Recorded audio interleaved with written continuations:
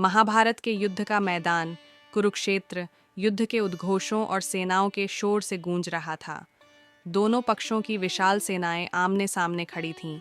उस समय पांडवों के महायोद्धा अर्जुन अपने रथ पर खड़े होकर युद्ध की तैयारी में थे। उनके रथ का सारथी स्वयं भगवान श्री कृष्ण थे। लेकिन जैसे ही अर्जुन ने अपने बंधु बांधवों, गुरुजनों और प्रियजनों को युद्ध के लिए तैयार देखा, उनके मन में शंका और मोह ने घर कर लिया।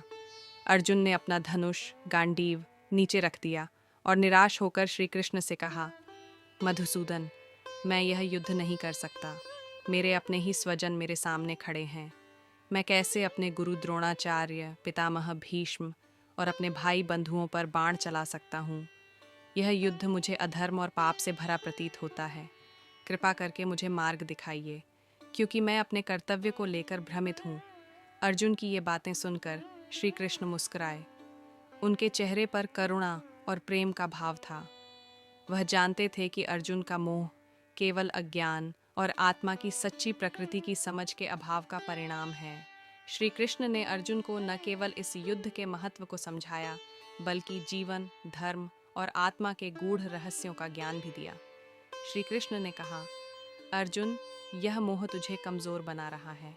यह क्षत्रिय के धर्म के विरुद्ध है। उठ, अपने कर्तव्य का पालन कर।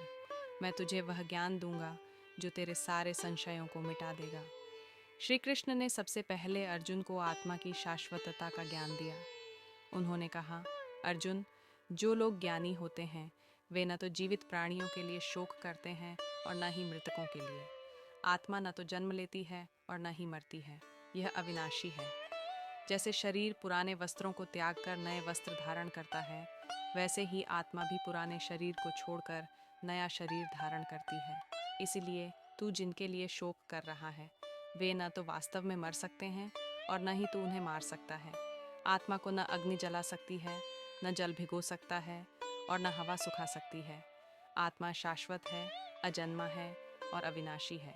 इसके बाद श्री कृष्ण ने अर्जुन को उसके कर्तव्य का स्मरण कराया। उन्होंने कहा, अर्जुन, तू एक क्षत्रिय है और तेरे लिए धर्म यही है कि तू धर्म युद्ध करे। धर्म की रक्षा के लिए यदि तू इस युद्ध से विमुख होता है तो तेरा नाम और यश नष्ट हो जाएगा। संसार तुझे कायर और अधर्मी कहेगा। क्या इससे बढ़कर कोई अपमान हो सकता है? युद्ध में यदि तू मारा गया तो तुझे स्वर्ग की प्राप्ति होगी, और यदि तू विजयी हुआ तो राज्य और समृद्धि तेरी होगी। इसीलिए उठ और युद्ध कर।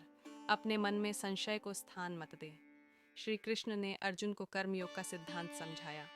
उन्होंने कहा, अर्जुन, तेरा अधिकार केवल कर्म करने में है कि इच्छा से कर्म करेगा तो वह तुझे बांध देगा, लेकिन यदि तू निष्काम भाव से कर्म करेगा तो वह तुझे मुक्ति प्रदान करेगा। इसलिए तू अपने सारे कर्म मुझे अर्पित कर और हर परिस्थिति में समत्व, समानता का भाव रख। सुख दुख, लाभ हानि और जय पराजय को समान मानकर तू अपने कर्तव्य का पालन कर। अर्जुन के मन में यह प्रश्न उठा कि वह अपने प्रियजनों का वध कैसे कर सकता है। श्री कृष्ण ने उसे समझाया, अर्जुन, यह शरीर नाशवान है, लेकिन आत्मा अजर अमर है। यह शरीर एक वस्त्र की तरह है जो समय के साथ पुराना होकर समाप्त हो जाता है। जो आत्मा को जान लेता है वह मोह और अज्ञान से मुक्त हो जाता है। तू अपने स्वजन और संबंधियों के प्रति मोह को त्याग। यह मोह तुझे तेरे धर्म से विमुख कर रहा है। मोह से अज्ञान उत्पन्न होता है और अज्ञान से कर्तव्यच्युत होने का भय। यह तेरे लिए उचित नहीं है। श्री कृष्ण ने अर्जुन को भक्ति योग के महत्व का भी ज्ञान दिया। उन्होंने कहा, जो व्यक्ति पूरी निष्ठा और भक्ति से मेरा स्मरण करता है उसे मैं कभी नहीं छोड़ता और न वह मुझे छोड़ता है। अपने मन और बुद्धि को मुझ में स्थिर कर। जो मुझे प्रेम करता है और अपने हर कर्म को मेरी सेवा समझकर करता है, वह मेरे प्रिय भक्त बनता है। वह सभी बंधनों से मुक्त हो जाता है और मोक्ष प्राप्त करता है। जब अर्जुन ने श्री कृष्ण से उनकी वास्तविक दिव्य स्वरूप को देखने की प्रार्थना की, तब श्री कृष्ण ने अपना विराट स्वरूप प्रकट किया। अर्जुन ने देखा कि पूरा ब्रह्मांड श्री कृष्ण के शरीर में समाया हुआ है। सभी देवता, ऋषि और प्राणी उनके विराट रूप में विलीन हो रहे थे। यह दृश्य देखकर अर्जुन भयभीत हो गया और अपने हाथ जोड़कर कहा, हे प्रभु, आपका यह रूप देखकर मेरा मन व्याकुल हो रहा है। कृपया अपने सामान्य रूप में लौट आइए। श्री कृष्ण ने अर्जुन को सांत्वना दी और अपना सामान्य स्वरूप धारण कर लिया। उन्होंने कहा, अर्जुन, जो व्यक्ति मुझे भक्ति, प्रेम और श्रद्धा से देखता है, वही मुझे समझ सकता है। इस